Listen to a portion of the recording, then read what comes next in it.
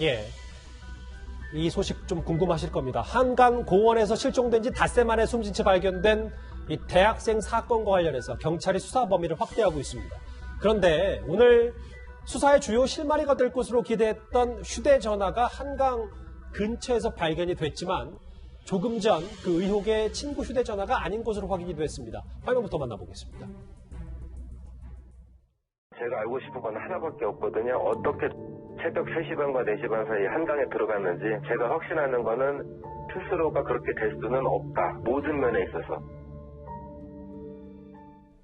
예, 조금 전에 들어온 소식인데요. 근데 장혜철 평론가님, 그 민간 구조사가 이 손 씨의 시신을 찾았는데 그 해당 사람이 또 햇물이 휴대전화를 찾았다. 근데 조금 전에 들어온 소식은 원래 친구 건 줄 알았는데 그렇지 않았다. 여기까지가 지금 사실관계죠. 네, 사고 발생 근처에서 지금 부서져 있는 핸드폰을 수중에서 찾아냈기 때문에 아무래도 이 숨진 손 씨의 친구가 가지고 있던 핸드폰, 그런데 서로 핸드폰을 바꿔서 들고 갔다고 진술하지 않았습니까? 그 문제의 핸드폰이라고 기대를 모았습니다. 그렇게 된다면 이 손 씨가 사라진 1시간, 3시 반부터 4시 반가량 어떤 행적을 했는지, 어떤 행적을 밟아 나갔는지를 우리가 유추할 수 있는 단서들이 저 핸드폰에 담겨 있을 것으로 기대가 되었는데 아쉽게도 경찰 조사 결과 그 친구 A씨의 핸드폰은 아니라고 알려지고 있고요. 그렇다면 더더욱 이 친구 A씨의 핸드폰을 손 씨가 바꿔 가져갔다는 것인데 사망한 손 씨가 들고 있던 이 친구 A씨의 핸드폰은 어디에 있는가? 그 핸드폰에 뭔가 기록이 남아있는 것은 아닌가 단서를 추정할 수 있는 그런 부분들 여전한 궁금증으로 남게 되었습니다. 그리고 손모 씨의 가족은 계속해서 새로운 의혹을 제기하고 있습니다.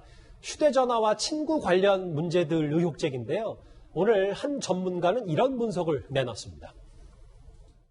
핸드폰이 바뀌게 된 어떤 합리적인 이유가 있는가? 그러니까 하나는 은하수폰이고 하나는 사과폰이라고 하는데 그걸 바꿀 수가 있느냐? 그러면 그 상황에 대한 합리적인 거 그리고 초기에 왜 위치가 강북으로 나왔는가? 이 부분에 대한 것이 조금 더 범죄 행동 분석적으로 좀 파헤쳐 봐야 될 거라고 보고 저희가 아직 사실관계가 명확히 드러나지 않았고 휴대전화가 발견됐는데 친구 것도 아니기 때문에 과도한 추측은 금물입니다. 근데 다만 그 전문가의 얘기는 친구와 실종된 친구, 그러니까 손모 씨 친구와 휴대전화가 바뀌게 된 합리적 이유는 찾아야 된다. 이렇게 좀 얘기를 하고 있거든요. 그렇죠. 왜냐하면 이게 비슷하면 헷갈릴 수가 있을 수 있어요. 근데 회사가 완전히 달라요. 두 개. 지금 얘기 나온 것처럼 하나는 삼성에서 만든 거고 하나는 애플이라는 회사에서 만든 건데 전혀 다른 형태의 휴대전화를 어떻게 바뀔 수 있느냐 하는 문제거든요. 그리고 지금 그 친구의 휴대전화는 아예 없어요, 현재. 어디가 있는지도 알 수도 없는 상황이고 만약에 그게 같이 바닥에 떨어져 있었으면 술을 먹고 정신이 없어 둘 중에 하나를 가져갔다면 하나가 남아있어야 되잖아요.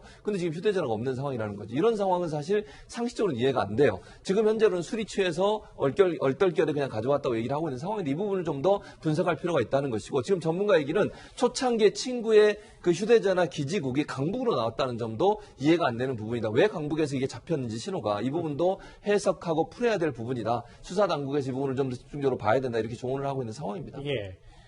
일단 정리하자면 오늘 오후에 한강에서 발견된 하나의 휴대전화는 친구 것이 아닌 걸로 다시 한번 정리를 드리겠습니다. 사실관계를 정확히 해야 되니까요. 그런데 일단 이 사건이 워낙 전 국민적 관심을 많이 받아서 실제로 각종 루머도 억측도 많이 나오고 있기 때문에 저희는 관련해서는 사실관계 위주로 계속해서 전해드리도록 하겠습니다.